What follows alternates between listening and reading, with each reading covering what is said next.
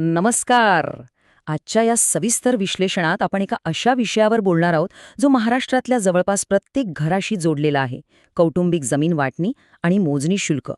जमिनीचे व्यवहार किंवा वाटणी म्हटलं की आपल्या डोळ्यासमोर लगेच लालफितीचा कारभार आणि सरकारी कचेऱ्यांच्या वाऱ्या उभ्या राहतात, बरोबर? पण आता ही सगळी गुंतागुंत कशी सोपी झाली आहे हेच आपण आजच्या या माहितीतून उलगडणार आहोत.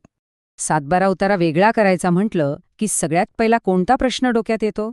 साहजिकच, जमीन वाटणीसाठी नेमका खर्च किती येणार? हा असा प्रश्न आहे जो अनेकांना त्रस्त करून सोडतो. यातल्या शंकांमुळेच अनेकदा कुटुंबातील जमिनीची वाटणी वर्षानुवर्षे रखडते. तर आज आपण नेमकं काय काय पाहणार आहोत. सुरुवातीला जमीन वाटणीची मूळ समस्या, मग आलेला नवीन शासन निर्णय, त्यातून जमीन मालकांना मिळणारे फायदे, आवश्यक कागदपत्रे, मोजणीची संपूर्ण प्रक्रिया आणि शेवटी एक अतिशय महत्त्वाची सूचना. चला तर मग सुरुवात करूया पहिल्या भागापासून, जमीन वाटणीची समस्या. बघा, होतं काय, अनेक घरांमध्ये वडिलांच्या किंवा पूर्वजांच्या नावावर जमीन असते आणि पुढे मुलांमध्ये तिची वाटणी करण्याची वेळ येतेच.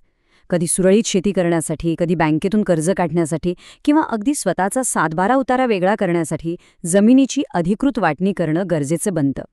पण पूर्वी ही वाटणी करणं म्हणजे एखाद्या मोठ्या परीक्षेपेक्षा कमी नव्हतं. प्रक्रियेत एवढा गोंधळ असायचा, फी किती लागेल याचा काहीच भरोसा नसायचा, त्यात सरकारी कार्यालयांमध्ये मारलेल्या त्या अगणित फेऱ्या, आणि सर्वात वाईट म्हणजे योग्य माहिती नसल्याने चुकीच्या सांगण्याला बळी पडून फसवणूक होण्याची भीती. यात पैसा आणि वेळ दोन्ही वाया जायचा. म्हणूनच आता आपण वळूया दुसऱ्या आणि अत्यंत महत्त्वाच्या भागाकडे, नवीन शासन निर्णय. इथे स्क्रीनवर जो महसूल व वन विभागाचा अधिकृत निर्णय दिसतोय ना, तो खूप महत्वाचा आहे.